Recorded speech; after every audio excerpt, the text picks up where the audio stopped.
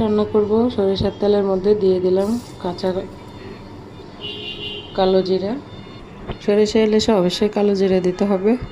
আর আমি এখানে সরিষা, একটু পোস্তা দানা আর কাঁচামরিচ একসাথে বেটে নিয়েছি, ভালোভাবে ব্লেন্ড করে নিয়েছি। এখন একটু পানি দিয়ে গুলে নিলাম। হলুদ গুঁড়ো, মরিচ গুঁড়ো একটু নেড়ে নেব।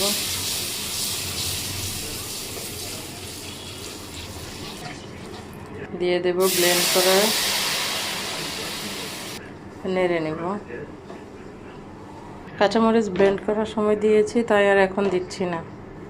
অপেক্ষা করব বলক আসা পর্যন্ত। বলক আসলে মাছ দিয়ে দিব। এখানে ইলিশ মাছ ভাজা করেছি আর তেল রেখেছি, সাথে শুকনো মরিচ আর পেঁয়াজ। পানিটা ফুটে গেছে, আমি মাছ দিয়ে দিব।